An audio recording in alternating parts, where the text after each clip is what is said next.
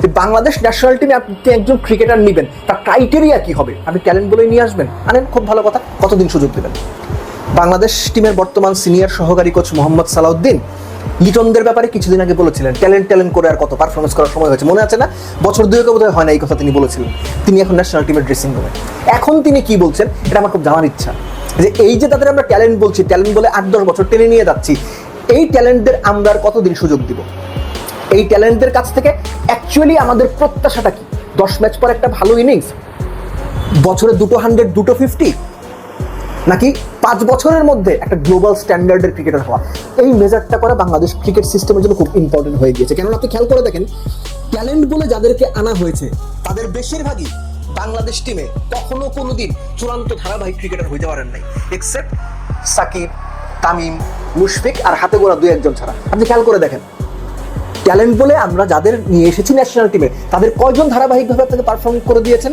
আপনার অন্য কোনো ভালো বিকল্প নেই, কিংবা আপনার অন্য খুব বেশি ভালো অপশনস নেই বলে এই ট্যালেন্ট ক্রিকেটারদের যাদের ন্যাশনাল টিমে এনেছেন তাদের অধারাবাহিক পারফরমেন্সের পরও বাংলাদেশ ক্রিকেট সিস্টেম টানতে বাধ্য হচ্ছে।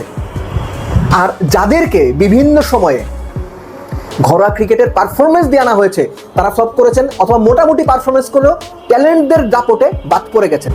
বাংলাদেশ ক্রিকেট সিস্টেমে ন্যাশনাল টিমে ডাক পাওয়ার বা জায়গা পাওয়ার পূর্ব শর্ত কি হওয়া উচিত? ট্যালেন্ট নাকি পারফরমেন্স? এই আলোচনাটা বাংলাদেশ ক্রিকেটে একেবারেই অনুপস্থিত।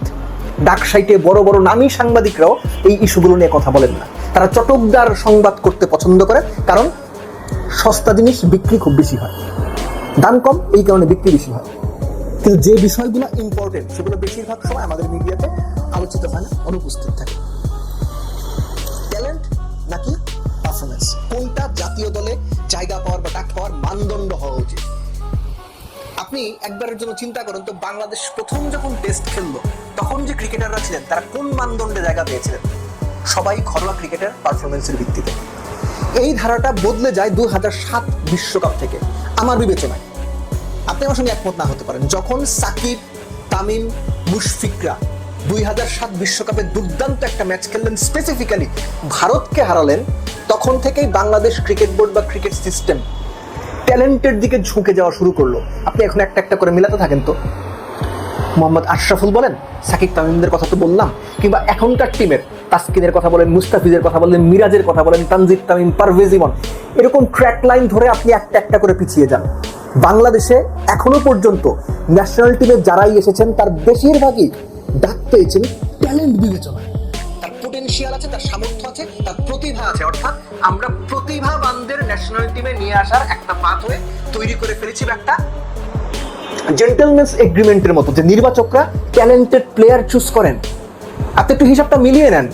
এবং আনফর্চুনেটলি বাংলাদেশ ক্রিকেট সিস্টেমে যারা ন্যাশনাল টিমে এসেছেন ঘরোয়া লিগে পারফরমেন্স করে কিংবা পারফরমেন্সের বেসিসে, এদের একটা বড় অংশ ন্যাশনাল টিমে টিকে থাকতে পারে নাই। এবং এই কারণে ঘরোয়া ক্রিকেটের পারফর্মারদের ন্যাশনাল টিমে আনার ব্যাপারেও নির্বাচক, ক্রিকেট অপারেশনস 10 বার ভাবে রে ভাই।